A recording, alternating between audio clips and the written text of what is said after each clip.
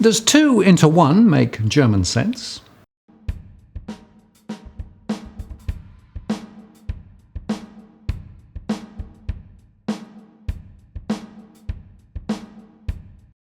Hello again, it's Martin North from Digital Finance Analytics with our latest post covering finance and property news. Today we'll look at the recently confirmed merger talks between Deutsche Bank and Commerzbank. And before I start, a reminder that tomorrow, Tuesday the 19th of March at 8 p.m. Sydney time, we'll be running our next live stream event. You can join live and ask questions via the real-time chat or send me questions beforehand via the DFA blog. The link is below.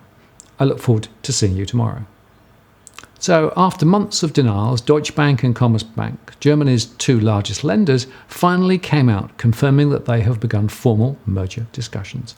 Of the 5 biggest German banks at the end of the 1990s, Commerzbank and Deutsche Bank are the only 2 left standing as independent entities. Both banks were founded way back in 1870 as Germany was emerging as an industrial power.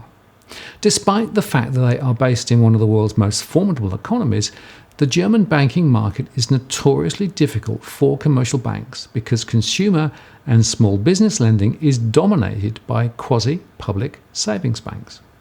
That makes it hard for lenders like Deutsche Bank and Commerzbank to make money. And in a statement, Deutsche Bank said that its board would explore, quote, strategic options meant to shore up its growth and profitability. And Commerzbank confirmed the merger talks. Both lenders cautioned that the talks may not lead to a deal. A detailed due diligence process will commence this week.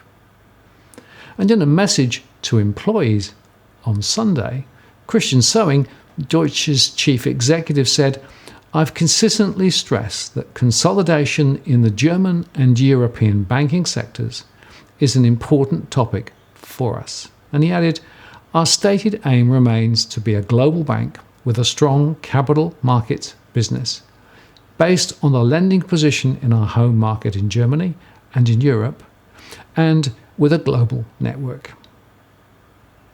This is actively being encouraged by the German government because combining the 2 would potentially create a new national champion lender that could support the country's huge export industry and also compete for international business with the giant Wall Street banks such as JP Morgan Chase, plus the fast-growing Chinese ones. Officials in Berlin do not want German businesses to be dependent on foreign banks for credit and access to capital markets if there was another financial crisis. And Berlin also wants to keep Commerzbank's speciality, the funding of medium-sized companies, which is the backbone of the economy, in German hands. For the lenders, it offers the opportunity to gain financial scale, cut costs, and combine technology. And indeed, both banks are based in Frankfurt, and their headquarters are within easy walking distance of each other. But Commerzbank and Deutsche Bank are among the least profitable banks of their size, primarily because they are too large and unwieldy in relation to the revenue they generate. So analysts have questioned whether fusing 2 beleaguered banks would simply create an even bigger problem. This is truly a last-ditch effort and fraught with risks and uncertainties, and frankly previous banking mergers in Germany have not turned out well. For example, Commerzbank required a government bailout in 2009 after it acquired Dresdner Bank, which turned out to have billions of euros in toxic assets. The German government still owns about 15% of Commerzbank. And Deutsche Bank is still struggling to absorb Postbank, which it acquired in 2010, and it is still dealing with the legal consequences of its attempt to become a major player on Wall Street. And it also lacks a clear identity or competitive advantage in the global banking market context. And it's also littered with missteps. Deutsche Bank became caught in many of the big scandals of the early 2000s, rigging interest rates, selling toxic mortgages, laundering money, and violating sanctions. and it paid billions of dollars in fines. Deutsche Bank's reputation continues to suffer. In November, German prosecutors and police officers raided Deutsche Bank's headquarters in Frankfurt as part of an investigation into whether some bank employees helped criminals launder money in offshore tax havens. And the bank has said that its own inquiry uncovered no wrongdoing by employees. And in the United States, Deutsche Bank has become caught up in investigations of President Trump. The bank was one of the few lenders willing to do business with Mr. Trump in recent years.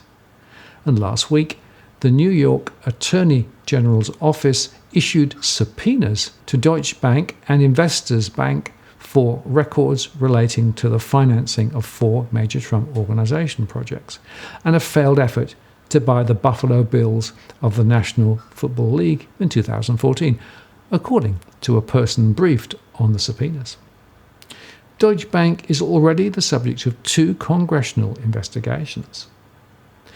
And Deutsche Bank reported a net loss of 409 million euros for the fourth quarter of 2018, and Commerzbank did better, reporting a profit of 113 million euros on revenue of 2.1 billion euros.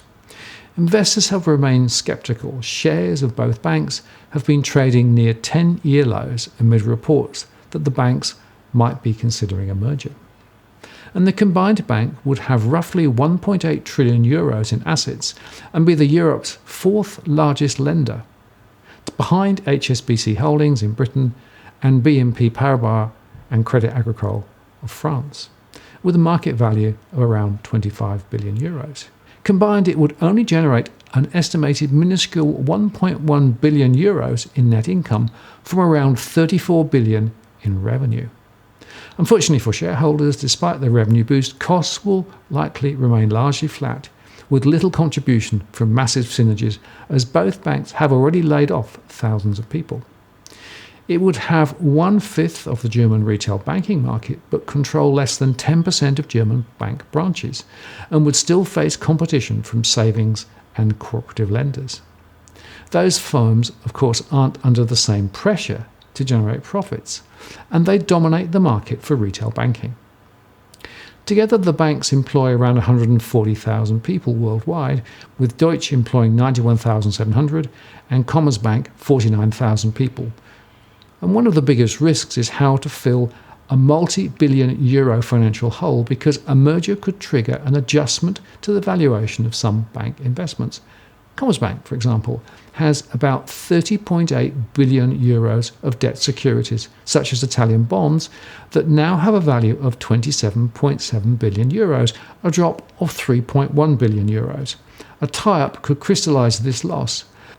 And Deutsche also has similar securities at market value held in its account, and also significant derivatives exposures, which may need to be marked to market.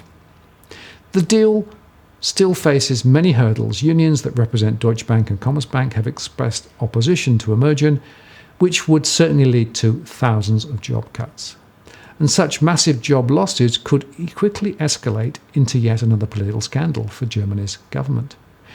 Meanwhile, the real reason behind the slump in the German bank's profit, the ECB's low interest rate and monetary printing policies, will continue for the foreseeable future. So it's really hard to see how such a merger will really help to resolve the deep structural issues in the Eurozone.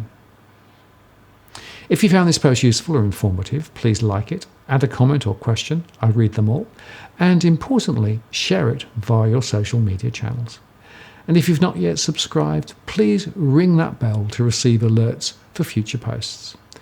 And if you have already subscribed, many thanks. I really appreciate your support and participation. I'm Martin North from Digital Finance Analytics. Many thanks for watching, and I'll talk to you again next time.